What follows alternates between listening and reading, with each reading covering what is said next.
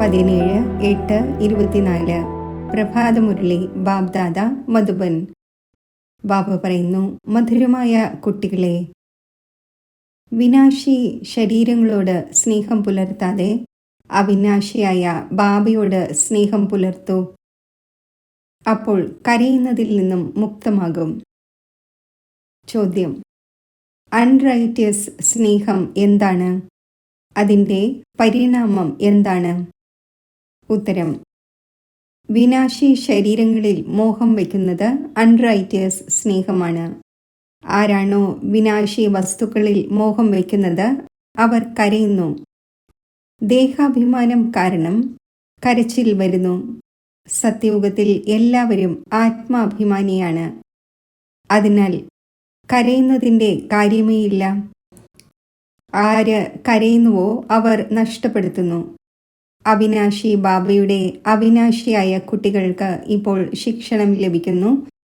ദേഹി അഭിമാനിയാകൂ, എങ്കിൽ കരയുന്നതിൽ നിന്നും മുക്തമാകും. ഓം ശാന്തി.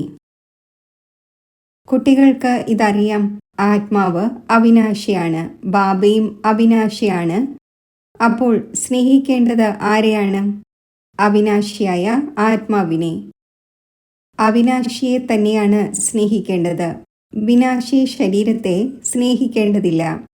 മുഴുവൻ ലോകവും വിനാശിയാണ്. ഓരോ വസ്തുവും വിനാശിയാണ്. ഈ ശരീരം വിനാശിയാണ്, ആത്മാവ് അവിനാശിയാണ്. ആത്മാവിൻ്റെ സ്നേഹം അവിനാശിയാകുന്നു. ആത്മാവ് ഒരിക്കലും മരിക്കുന്നില്ല. അതിനെ പറയുന്നത് റൈറ്റിയസ് എന്നാണ്. ബാബ പറയുന്നു, നിങ്ങൾ അൺറൈറ്റിയസ് ആയിരിക്കുകയാണ്. വാസ്തവത്തിൽ അവിനാശിയായതിനോട് സ്നേഹമുണ്ടാകേണ്ടതാണ്. നിങ്ങളുടെ സ്നേഹം വിനാശി ശരീരത്തോടായിരിക്കുകയാണ്. അതിനാൽ കരയേണ്ടി വരുന്നു. അവിനാശിയായതിനോട് സ്നേഹമില്ല. വിനാശിയായതിനോട് സ്നേഹമുണ്ടാകുന്നതിലൂടെ കരയേണ്ടി വരുന്നു. ഇപ്പോൾ നിങ്ങൾ സ്വയം അവിനാശി ആത്മാവാണെന്ന് മനസ്സിലാക്കുന്നു. അപ്പോൾ കരയുന്നതിൻ്റെ കാര്യമേയില്ല. കാരണം ആത്മാഭിമാനിയാണ്. ബാബ ഇപ്പോൾ കുട്ടികളായ നിങ്ങളെ ആത്മാഭിമാനിയാക്കുന്നു. ദേഹാഭിമാനി ആകുന്നതിലൂടെ കരച്ചിലുണ്ടാകുന്നു. വിനാശി ശരീരത്തെ ചൊല്ലി കരയുന്നു. ആത്മാവ് മരിക്കുന്നില്ല എന്ന് മനസ്സിലാക്കുന്നുമുണ്ട്. ബാബ പറയുന്നു, സ്വയം ആത്മാവാണ് എന്ന് മനസ്സിലാക്കൂ. നിങ്ങൾ അവിനാശി ബാബയുടെ കുട്ടികൾ. അവിനാശി ആത്മാവാണ്. നിങ്ങൾ കരയേണ്ട ആവശ്യമില്ല. ആത്മാവ് ഒരു ശരീരം ഉപേക്ഷിച്ചു പോയി മറ്റൊരു പാർട്ട് അഭിനയിക്കുന്നു. ഇത് കളിയാണ്. നിങ്ങൾ ശരീരത്തിൽ മമത്വം എന്തിനു വയ്ക്കുന്നു? ദേഹസഹിതം ദേഹത്തിൻ്റെ എല്ലാ സംബന്ധങ്ങളിൽ നിന്നും ബുദ്ധിയോഗം വേർപെടുത്തൂ. സ്വയം അവിനാശി ആത്മാവാണെന്ന് മനസ്സിലാക്കൂ. ആത്മാവ് ഒരിക്കലും മരിക്കുന്നില്ല. ആര് കരഞ്ഞുവോ അവർ നഷ്ടപ്പെടുത്തി എന്ന് പാടപ്പെടുന്നുമുണ്ട്. ആത്മാഭിമാനി ആകുന്നതിലൂടെ തന്നെയാണ് യോഗ്യമായി മാറുന്നത്. അപ്പോൾ ബാബ വന്ന് ദേഹാഭിമാനിയിൽ നിന്നും ആത്മാഭിമാനിയാക്കുന്നു. നിങ്ങൾ എങ്ങനെയാണ് മറന്നുപോയവർ ആയത് എന്ന് പറയുന്നു. ജന്മജന്മാന്തരങ്ങളിൽ നിങ്ങൾക്ക് കരയേണ്ടി വന്നു. ഇപ്പോൾ വീണ്ടും നിങ്ങൾക്ക് ആത്മാഭിമാനി ആകുന്നതിൻ്റെ ശിക്ഷണം ലഭിക്കുന്നു. പിന്നെ നിങ്ങൾ ഒരിക്കലും കരയുകയില്ല. ഇത് കരഞ്ഞുകൊണ്ടിരിക്കുന്ന ലോകമാണ്. അത് ചിരിക്കുന്നതിൻ്റെ ലോകമാണ്. ഇത് ദുഃഖത്തിൻ്റെ ലോകമാണ്. അത് സുഖത്തിൻ്റെ ലോകമാണ്. ബാബ വളരെ നല്ല രീതിയിൽ ശിക്ഷണം നൽകുന്നു. അവിനാശിയായ ബാബയുടെ അവിനാശി കുട്ടികൾക്ക് ശിക്ഷണം ലഭിക്കുന്നു. അവർ ദേഹാഭിമാനികളാണ്. അപ്പോൾ ദേഹത്തെ തന്നെ നോക്കി ശിക്ഷണം നൽകുന്നു. ദേഹത്തിൻ്റെ ഓർമ്മ വരുന്നതിലൂടെ കരയുന്നു. ശരീരം നശിച്ചുപോയി എന്ന് കാണുന്നുമുണ്ട്. പിന്നെ അതിനെ ഓർമ്മിക്കുന്നതിലൂടെ എന്ത് നേട്ടം? മണ്ണിനെ ഓർമ്മിക്കാറുണ്ടോ? അവിനാശിയായ വസ്തു പോയി മറ്റൊരു ശരീരം എടുത്തു. ആര് നല്ല കർമ്മം ചെയ്യുന്നുവോ അവർക്ക് പിന്നെ ശരീരവും നല്ലത് ലഭിക്കുന്നു എന്നത് കുട്ടികൾ അറിയുന്നുണ്ട്. ചിലർക്ക് മോശമായ രോഗി ശരീരം ലഭിക്കുന്നു. അതും കർമ്മമനുസരിച്ചാണ്. നല്ല കർമ്മം ചെയ്തുവെങ്കിൽ മുകളിലേക്ക് പോകും എന്നല്ല. അല്ല, മുകളിലേക്ക് ആർക്കും പോകാൻ സാധിക്കില്ല. നല്ല കർമ്മം ചെയ്തുവെങ്കിൽ നല്ലവർ എന്ന് പറയപ്പെടും, നല്ല ജന്മം ലഭിക്കും. എന്നിരുന്നാലും താഴെ ഇറങ്ങുക തന്നെ വേണം. നമ്മൾ കയറുന്നത് എങ്ങനെയാണ് എന്നത് നിങ്ങൾക്കറിയാം. നല്ല കർമ്മങ്ങളിലൂടെ ചിലർ മഹാത്മാവാകുന്നു. എന്നിരുന്നാലും കല കുറഞ്ഞുകൊണ്ട് തന്നെയിരിക്കും. ബാബു പറയുന്നു, എന്നിരുന്നാലും ഈശ്വരനെ ഓർമ്മിച്ച് നല്ല കർമ്മം ചെയ്യുകയാണെങ്കിൽ അവർക്ക് അല്പകാല ക്ഷണഭംഗുര സുഖം നൽകുന്നു. എന്നിരുന്നാലും പടികൾ താഴെ ഇറങ്ങുക തന്നെ വേണം. നല്ല പേരുണ്ടായിരിക്കാം. ഇവിടെയാണെങ്കിൽ മനുഷ്യർ നല്ലതും മോശവുമായ കർമ്മങ്ങളെക്കുറിച്ച് പോലും അറിയുന്നില്ല. അത്ഭുത സിദ്ധികൾ ഉള്ളവർക്കും എത്ര മാന്യത നൽകുന്നു. അവർക്ക് പിന്നാലെ മനുഷ്യർ ഭ്രമിച്ചവരാകുന്നു. മുഴുവനും അജ്ഞാനമാണ്. ആരെങ്കിലും ഇൻഡയറക്റ്റായി ദാനപുണ്യം ചെയ്യുന്നു, ധർമ്മശാലയും ഹോസ്പിറ്റലും നിർമ്മിക്കുന്നു എന്നിരിക്കട്ടെ, എങ്കിൽ അടുത്ത ജന്മത്തിൽ അതിൻ്റെ പ്രതിഫലം തീർച്ചയായും ലഭിക്കുന്നു. ബാബയെ ഓർമ്മിക്കുന്നു, അധിക്ഷേപിക്കുകയും ചെയ്യുന്നു. എന്നിരുന്നാലും വായിൽ നിന്നും ഭഗവാൻ എന്ന പേര് പറയുന്നു. പിന്നെ അജ്ഞരായത് കാരണം ഒന്നും അറിയുന്നില്ല. ഭഗവാനെ ഓർമ്മിച്ച് രുദ്രപൂജ ചെയ്യുന്നു. രുദ്രനെ ഭഗവാനായി മനസ്സിലാക്കുന്നു. രുദ്രയജ്ഞം രചിക്കുന്നു. ശിവന്റെയും രുദ്രന്റെയും പൂജ ചെയ്യുന്നു. ബാബു പറയുന്നു, എൻ്റെ പൂജ ചെയ്യുന്നു. പക്ഷേ അറിവില്ലായ്മയോടെ എന്തെല്ലാമാണ് ഉണ്ടാക്കുന്നത്, എന്തെല്ലാമാണ് ചെയ്യുന്നത്. എത്ര മനുഷ്യരുണ്ടോ അവർക്ക് അത്രയും ഗുരുക്കന്മാരുണ്ട്. വൃക്ഷത്തിൽ പുതിയ പുതിയ ഇലകളും ശാഖോപശാഖകളും മറ്റും വരുന്നു. അപ്പോൾ അവർ എത്ര ശോഭിക്കുന്നു. സതോ ഗുണി ആയത് കാരണം അവരുടെ മഹിമയുണ്ടാകുന്നു. ബാബു പറയുന്നു, ഈ ലോകം തന്നെ വിനാശി വസ്തുക്കളോട് സ്നേഹം വയ്ക്കുന്ന ഒന്നാണ്. ചിലർക്ക് വളരെയധികം സ്നേഹമുണ്ടായിരിക്കും. മോഹത്തിൽ ഉന്മത്തരെ പോലെ ആകുന്നു. വലിയ വലിയ സേട്ടുമാർ മോഹത്തിന് വശപ്പെട്ട് ഉന്മത്തരാകുന്നു. മാതാക്കൾക്ക് ജ്ഞാനമില്ലാത്തത് കാരണം വിനാശി ശരീരത്തിന് പിന്നാലെ വിധവയായി എത്ര കരയുന്നു, ഓർമ്മിച്ചു കൊണ്ടേയിരിക്കുന്നു. ഇപ്പോൾ നിങ്ങൾ സ്വയം ആത്മാവാണ് എന്ന് മനസ്സിലാക്കി മറ്റുള്ളവരെയും ആത്മാവായി കാണുന്നു. അപ്പോൾ അല്പം പോലും ദുഃഖമുണ്ടാകുന്നില്ല. പഠനത്തെ സോഴ്സ് ഓഫ് ഇൻകം എന്ന് പറയുന്നു. പഠനത്തിൽ എയിം ഒബ്ജക്റ്റുമുണ്ട്. എന്നാൽ അത് ഒരു ജന്മത്തേക്കാണ്. ഗവൺമെന്റിൽ നിന്നും വേതനം ലഭിക്കുന്നു. പഠിച്ച് ജോലി കാര്യങ്ങൾ ചെയ്യുന്നു. അപ്പോൾ പൈസയും മറ്റും ലഭിക്കുന്നു. ഇവിടെയാണെങ്കിൽ പിന്നെ കാര്യമേ പുതിയതാണ്. നിങ്ങൾ അവിനാശി ജ്ഞാനരത്നങ്ങൾ കൊണ്ട് സഞ്ചി എങ്ങനെ നിറയ്ക്കുന്നു. ആത്മാവ് മനസ്സിലാക്കുന്നു, ബാബ നമുക്ക് അവിനാശി ജ്ഞാനരത്നങ്ങളുടെ ജ്ഞാന ഖജനാവ് നൽകുകയാണ്, ഭഗവാൻ പഠിപ്പിക്കുകയാണ്. അപ്പോൾ തീർച്ചയായും ഭഗവാനും ഭഗവതിയും തന്നെയാക്കും. എന്നാൽ വാസ്തവത്തിൽ ഈ ലക്ഷ്മി നാരായണനെ ഭഗവാൻ ഭഗവതി എന്ന് മനസ്സിലാക്കുന്നത് റോങ് ആണ്.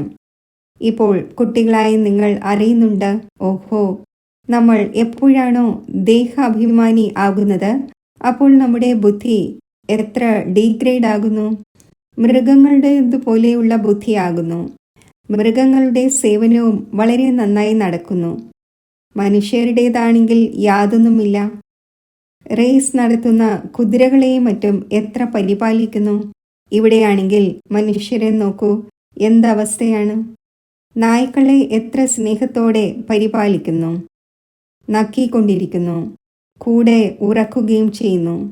നോക്കൂ ലോകത്തിൻ്റെ അവസ്ഥ എന്തായിരിക്കുന്നു. അവിടെ സത്യയുഗത്തിൽ ഈ തൊഴിൽ ഉണ്ടായിരിക്കില്ല. ബാബ പറയുന്നു, കുട്ടികളെ, നിങ്ങളെ മായാ രാവണൻ അൺറൈറ്റിയസ് ആക്കി മാറ്റി. അൺറൈറ്റിയസ് രാജ്യമാണല്ലോ. മനുഷ്യൻ അൺറൈറ്റിയസ് ആണ്. അപ്പോൾ മുഴുവൻ ലോകവും അൺറൈറ്റിയസ് ആകുന്നു. റൈറ്റിയസും അൺറൈറ്റിയസ് ലോകവും തമ്മിൽ നോക്കൂ, എത്ര വ്യത്യാസമാണുള്ളത്.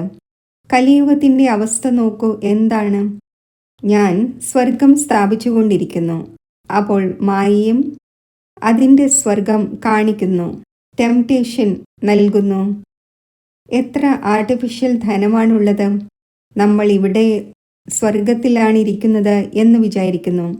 സ്വർഗത്തിൽ ഇത്രയും ഉയർന്ന 100 നിലയുള്ള കെട്ടിടമൊന്നും ഉണ്ടായിരിക്കില്ല. എങ്ങനെയെല്ലാമാണ് കെട്ടിടങ്ങൾ അലങ്കരിക്കുന്നത്! അവിടെയാണെങ്കിൽ ഡബിൾ സ്റ്റോറി ഉള്ള കെട്ടിടവും ഉണ്ടായിരിക്കില്ല. മനുഷ്യരെ വളരെ കുറച്ചേ ഉള്ളൂ. ഇത്രയും ഭൂമി നിങ്ങൾ എന്തു ചെയ്യുവാനാണ്? ഇവിടെ ഭൂമിക്ക് വേണ്ടി എത്ര അടിയും വഴക്കം കൂടുന്നു. അവിടെ മുഴുവൻ ഭൂമിയും നിങ്ങളുടേതായിരിക്കും. എത്ര രാപ്പകലിൻ്റെ വ്യത്യാസമാണ്! അത് ലൗകിക പിതാവാണ്, ഇത് പാരലൗകിക പിതാവാണ്. പാരലൗകിക പിതാവ് കുട്ടികൾക്ക് എന്താണ് നൽകാത്തത്? പകുതി കൽപ്പം നിങ്ങൾ ഭക്തി ചെയ്യുന്നു. ബാബ വ്യക്തമായി പറയുന്നു, ഇതിലൂടെ മുക്തി ലഭിക്കുന്നില്ല, അതായത് ഞാനുമായി കണ്ടുമുട്ടുന്നില്ല. നിങ്ങൾ മുക്തിധാമത്തിൽ ഞാനുമായി കണ്ടുമുട്ടുന്നു. ഞാനും മുക്തിധാമത്തിൽ വസിക്കുന്നു, നിങ്ങളും മുക്തിധാമത്തിൽ വസിക്കുന്നു. പിന്നെ അവിടെ നിന്നും നിങ്ങൾ സ്വർഗത്തിലേക്ക് പോകുന്നു. അവിടെ സ്വർഗത്തിൽ ഞാൻ വരുന്നില്ല. ഇതും ഡ്രാമയാണ്. വീണ്ടും കൃത്യമായി ഇങ്ങനെ റിപ്പീറ്റാകും. പിന്നെ ഈ ജ്ഞാനം മറന്നുപോകും, പ്രായേണ ലോപിച്ചു പോകും. സംഗമയുഗം വരാത്തതുവരെയും ഗീതയുടെ ജ്ഞാനം എങ്ങനെയാണ് ഉണ്ടാവുക? ബാക്കി ഏതെല്ലാം ശാസ്ത്രങ്ങളും മറ്റുമുണ്ടോ അത് ഭക്തിമാർഗത്തിൻ്റെ ശാസ്ത്രങ്ങളാണ്. ഇപ്പോൾ നിങ്ങൾ നോളജ് കേട്ടുകൊണ്ടിരിക്കുകയാണ്. ഞാൻ ബീജരൂപമാണ്, ജ്ഞാനത്തിൻ്റെ സാഗരമാണ്. നിങ്ങളെ ഒന്നും ചെയ്യാൻ അനുവദിക്കുന്നില്ല, പാദത്തിൽ വീഴാനും അനുവദിക്കുന്നില്ല. ആരുടെ പാദത്തിൽ വീഴും? ശിവബാബയ്ക്ക് പാദമേ ഇല്ല. ഇത് ബ്രഹ്മാവിൻ്റെ പാദത്തിൽ വീഴുന്നതായി പോകും. ഞാനാണെങ്കിൽ നിങ്ങളുടെ അടിമയാകുന്നു. ആ ഒന്നിനെ നിരാകാരി, നിരഹങ്കാരി എന്ന് പറയുന്നു. അതും എപ്പോഴാണോ ആ ഒന്ന് ആക്റ്റിൽ വരുന്നത് അപ്പോൾ നിരഹങ്കാരി എന്ന് പറയും. ബാബ നിങ്ങൾക്ക് അളവറ്റ ജ്ഞാനം നൽകുന്നു. ഇത് അവിനാശി ജ്ഞാനരത്നങ്ങളുടെ ദാനമാണ്. പിന്നെ ആര് എത്ര എടുക്കുമോ അതനുസരിച്ച്.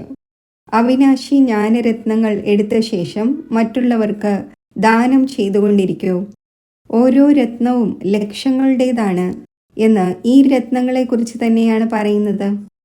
ഓരോ ചുവടിലും കോടി കോടി നൽകുന്നവൻ ഒരേ ഒരു ബാബയാണ്. സർവീസിൽ വളരെയധികം അറ്റൻഷൻ ആവശ്യമാണ്. നിങ്ങളുടെ ചുവടാണ് ഓർമ്മയുടെ യാത്രയുടെ. അതിലൂടെ നിങ്ങൾ അമരമായി മാറുന്നു. അവിടെ മരിക്കുന്നതിൻ്റെയോ മറ്റോ ചിന്ത ഉണ്ടായിരിക്കുകയില്ല. ഒരു ശരീരം ഉപേക്ഷിച്ച് മറ്റൊന്നെടുത്തു. മോഹജീത് രാജാവിൻ്റെ കഥയും കേട്ടിട്ടുണ്ടാകും. ഇത് ബാബ ഇരുന്ന് മനസ്സിലാക്കിച്ചു തരുന്നു. ഇപ്പോൾ ബാബ നിങ്ങളെ ഇങ്ങനെ ആക്കുന്നു. ഇപ്പോഴത്തെ തന്നെ കാര്യങ്ങളാണ്. രക്ഷാബന്ധൻ്റെ ഉത്സവവും ആഘോഷിക്കുന്നു. ഇത് ഏത് സമയത്തെ അടയാളമാണ്? എപ്പോഴാണോ ഭഗവാൻ പവിത്രമാകൂ എന്ന് പറഞ്ഞത്. പുതിയ ലോകം എപ്പോഴാണ്, പഴയ ലോകം എപ്പോഴാണ് എന്ന് മനുഷ്യർക്ക് എന്തറിയാം? ഇതും ആർക്കും അറിയില്ല. ഇപ്പോൾ കലിയുഗമാണ് എന്ന് മാത്രം പറയുന്നു. സത്യയുഗം ഉണ്ടായിരുന്നു, ഇപ്പോഴില്ല. പുനർജന്മത്തെയും അംഗീകരിക്കുന്നു. 84 ലക്ഷം എന്ന് പറയുന്നു. അപ്പോൾ തീർച്ചയായും പുനർജന്മമായല്ലോ. നിരാകാരനായ ബാബയെ എല്ലാവരും ഓർമ്മിക്കുന്നു. ആ ഒന്ന് സർവ ആത്മാക്കളുടെയും പിതാവാണ്. ആ ഒന്ന് വന്ന് മനസ്സിലാക്കിച്ചു തരുന്നു. ദേഹധാരിയായ പിതാവ് ധാരാളമുണ്ട്. മൃഗവും തൻ്റെ സന്താനങ്ങളുടെ പിതാവാണ്. അതിനെക്കുറിച്ച് ആ ഒന്നിൻ്റെ കാര്യത്തിൽ മൃഗങ്ങളുടെ പിതാവ് എന്ന് പറയുകയില്ല. സത്യയുഗത്തിൽ ഏതെങ്കിലും ചപ്പുചവറുകൾ ഉണ്ടായിരിക്കുകയില്ല. മനുഷ്യൻ എങ്ങനെയായിരിക്കുമോ അതുപോലെയായിരിക്കും ഫർണിച്ചർ. അവിടെ പക്ഷികളും മറ്റും ഫസ്റ്റ് ക്ലാസ്സും മനോഹരവുമായിരിക്കും. എല്ലാം നല്ല നല്ല വസ്തുക്കളായിരിക്കും. അവിടെയുള്ള ഫലങ്ങൾ എത്ര വളരെ സ്വീറ്റായിരിക്കും. പിന്നെ അതെല്ലാം എവിടെ പോകുന്നു? സ്വീറ്റിൽ നിന്നും മാറി കയ്പ് വരുന്നു. 3rd ക്ലാസ് ആകുമ്പോൾ വസ്തുക്കളും 3rd ക്ലാസ് ആയി മാറുന്നു. സത്യയുഗമാണ് ഫസ്റ്റ് ക്ലാസ്. അപ്പോൾ എല്ലാ വസ്തുക്കളും ഫസ്റ്റ് ക്ലാസ് ആയത് ലഭിക്കുന്നു. കലിയുഗത്തിൽ 3rd ക്ലാസ് ആണ്. എല്ലാ വസ്തുക്കളും സതോ രജോ തമോയിലൂടെ കടന്നു പോകുന്നു. ഇവിടെയാണെങ്കിൽ ഒരു രസവുമില്ല. ആത്മാവും തമോ പ്രധാനം, അപ്പോൾ ശരീരവും തമോ പ്രധാനമാണ്. ഇപ്പോൾ കുട്ടികളായി നിങ്ങൾക്ക് ജ്ഞാനമുണ്ട്. അതെവിടെ, ഇതെവിടെ? രാപ്പകലിൻ്റെ വ്യത്യാസമുണ്ട്. ബാബ നിങ്ങളെ എത്ര ഉയർന്നതാക്കുന്നു.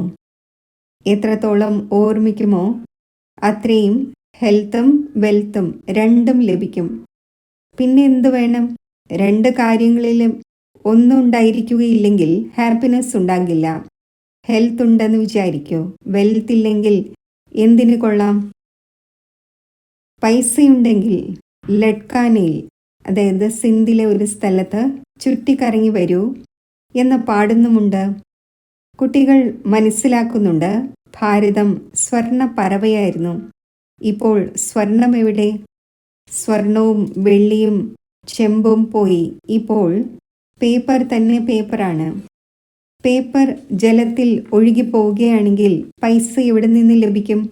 സ്വർണമാണെങ്കിൽ വളരെ ഭാരമുള്ളതാണ്, അത് അവിടെ തന്നെ കിടക്കും. അഗ്നിക്കും സ്വർണത്തെ കത്തിക്കാൻ സാധിക്കില്ല.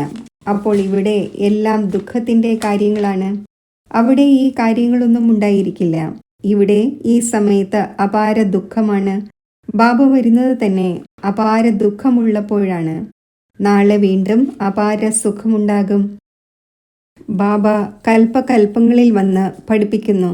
ഇത് ഏതെങ്കിലും പുതിയ കാര്യമൊന്നുമല്ല. സന്തോഷത്തിലിരിക്കണം, സന്തോഷം തന്നെ സന്തോഷം. ഇത് അന്തിമത്തിലെ കാര്യമാണ്. അതീന്ദ്രിയ സുഖത്തെക്കുറിച്ച് ഗോപഗോപികമാരോട് ചോദിക്കൂ. അവസാനം നിങ്ങൾ വളരെ നല്ല രീതിയിൽ മനസ്സിലാക്കും. റിയൽ ശാന്തി എന്ന് എന്തിനെയാണ് പറയുന്നത്? ഇത് ബാബ തന്നെയാണ് പറഞ്ഞു തരുന്നത്.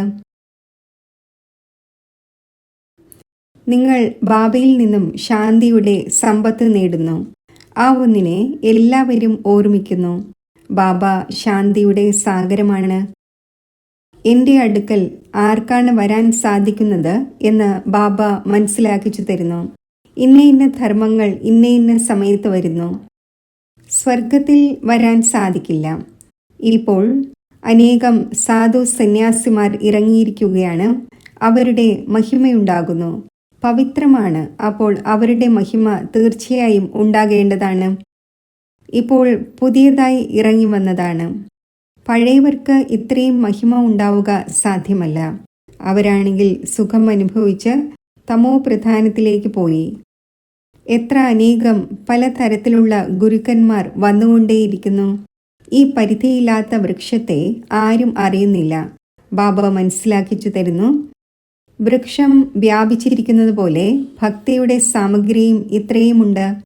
ജ്ഞാനമാകുന്ന ബീജം എത്ര കുറച്ചാണ്. ഭക്തിക്ക് പകുതി കൽപ്പം എടുക്കുന്നു. ഈ ജ്ഞാനമാണെങ്കിൽ കേവലം ഈ ഒരു അന്തിമ ജന്മത്തിലേക്ക് വേണ്ടിയാണ്. ജ്ഞാനം പ്രാപ്തമാക്കി നിങ്ങൾ പകുതി കൽപ്പത്തേക്ക് അധികാരിയായി മാറുന്നു. ഭക്തി അവസാനിക്കുന്നു. പകൽ ഉണ്ടാകുന്നു. ഇപ്പോൾ നിങ്ങൾ സദാകാലത്തേക്ക് ഹർഷിതമാകുന്നു. ഇതിനെ പറയുന്നത് ഈശ്വരൻ്റെ അവിനാശി ലോട്ടറി എന്നാണ്. അതിനുവേണ്ടി പുരുഷാർത്ഥം ചെയ്യേണ്ടി വരുന്നു. ഈശ്വരീയ ലോട്ടറിയും ആസുരീയ ലോട്ടറിയും തമ്മിൽ എത്ര വ്യത്യാസമുണ്ട്. ശരി, മധുരമധുരമായ വളരെ കാലം വേർപിരിഞ്ഞ ശേഷം തിരിച്ചു കിട്ടിയ കുട്ടികൾക്ക് മാതാവും പിതാവുമായ ബാബ് ദാദയുടെ സ്നേഹസ്മരണകൾ. Good morning. ആത്മീയ പിതാവിൻ്റെ ആത്മീയ കുട്ടികൾക്ക് നമസ്തേ. ധാരണയ്ക്കുള്ള മുഖ്യസാരം: നിങ്ങളുടെ ഓർമ്മയുടെ ഓരോ ചുവടിലും പദമങ്ങളാണ്. ഇതിലൂടെ തന്നെയാണ് അമരപദം പ്രാപ്തമാക്കേണ്ടത്. ബാബയിൽ നിന്നും ഏതൊരു അവിനാശി ജ്ഞാനരത്നങ്ങൾ ലഭിക്കുന്നുവോ അത് ദാനം ചെയ്യണം. ആത്മാഭിമാനിയായി അപാര സന്തോഷം അനുഭവിക്കണം. ശരീരങ്ങളിൽ നിന്നും മോഹം മാറ്റി സദാ ഹർഷിതമായിരിക്കണം. മോഹജീത് ആകണം. വരദാനം: ഓരോ നിമിഷത്തെയും അന്തിമ നിമിഷമായി മനസ്സിലാക്കി സദാ ആത്മീയ ആഹ്ലാദത്തിൽ ഇരിക്കുന്ന വിശേഷ ആത്മാവായി ഭവിക്കട്ടെ. സംഗമയുഗം ആത്മീയ ആഹ്ലാദങ്ങളിൽ ഇരിക്കുന്നതിനുള്ള യുഗമാണ്. അതിനാൽ ഓരോ നിമിഷവും ആത്മീയ ആഹ്ലാദം അനുഭവിച്ചുകൊണ്ടിരിക്കൂ. ഒരിക്കലും ഏതെങ്കിലും പരിതസ്ഥിതിയിലോ പരീക്ഷയിലോ കുഴങ്ങിപ്പോകരുത്. കാരണം ഈ സമയം അകാല മൃത്യുവിൻ്റേതാണ്. അല്പസമയത്തേക്കെങ്കിലും അഥവാ ആഹ്ലാദത്തിന് പകരം കുഴങ്ങിപ്പോയെങ്കിൽ ആ സമയത്ത് അന്തിമ നിമിഷം വന്നു ചേരുകയാണെങ്കിൽ അന്തമതി സോഗതി എന്താകും? അതിനാൽ എവർ റെഡിയുടെ പാഠം പഠിപ്പിക്കപ്പെടുന്നു. ഒരു സെക്കൻഡ് പോലും ചതിക്കുന്നതിൻ്റെതായേക്കാം. അതിനാൽ സ്വയം വിശേഷ ആത്മാവാണ് എന്ന് മനസ്സിലാക്കി ഓരോ സങ്കല്പവും വാക്കും കർമ്മവും ചെയ്യൂ. സദാ ആത്മീയ ആഹ്ലാദത്തിൽ ഇരിക്കുകയും ചെയ്യൂ. സ്ലോഗൻ: അചഞ്ചലമാകണമെങ്കിൽ വ്യർത്ഥത്തെയും അശുഭത്തെയും സമാപ്തമാക്കൂ. ഓം ശാന്തി.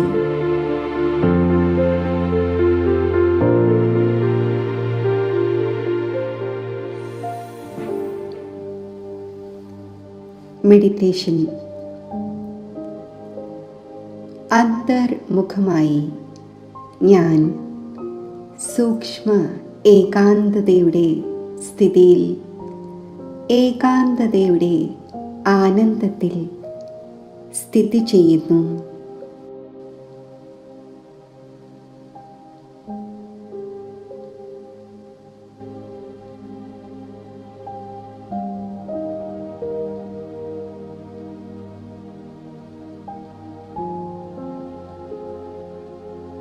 ഈ സൂക്ഷ്മ ഏകാന്തതയുടെ അവസ്ഥയിൽ സ്ഥിതി ചെയ്യുമ്പോൾ ഒരു ബാബയുടെ ഓർമ്മ എത്ര പ്രിയമായി തോന്നുന്നു.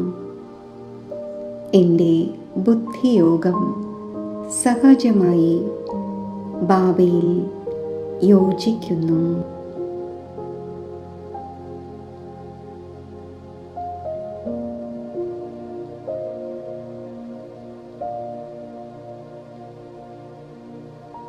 ശിവബാബയിലൂടെ സർവ സംബന്ധങ്ങളുടെയും രസങ്ങളുടെ അനുഭൂതി എനിക്ക് ഉണ്ടാകുന്നു.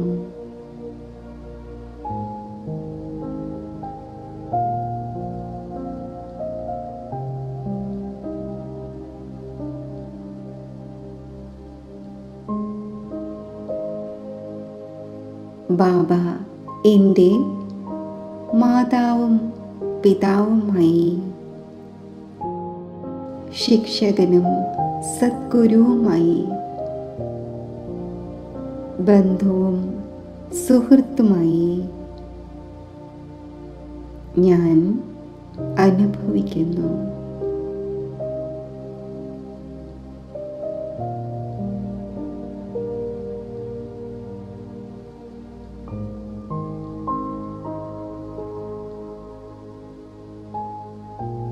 സർവശക്തിവാന്റെ വിശേഷ ശക്തികൾ എനിക്ക് പ്രാപ്തമാകുന്നു.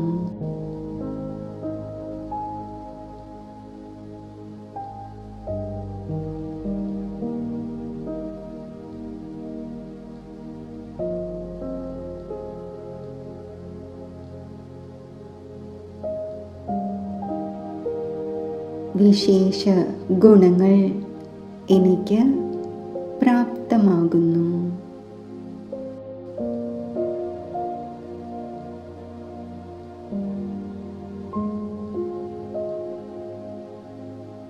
ഞാൻ സർവ ഈശ്വരീയ പ്രാപ്തികളുടെയും അനുഭവി മൂർത്തി ആകുന്നു.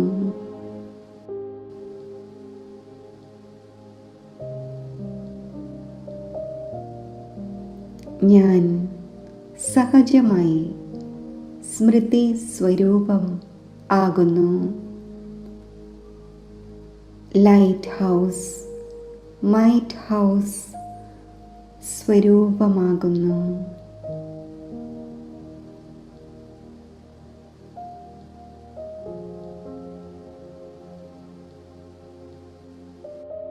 ഈ ലൈറ്റ് മൈറ്റ് സ്വരൂപത്തിൽ സ്ഥിതി ചെയ്യുമ്പോൾ എന്നിൽ നിന്നും 4 ഭാഗത്തും ശാന്തിയുടെയും ശക്തിയുടെയും കിരണങ്ങൾ വ്യാപിക്കുന്നു.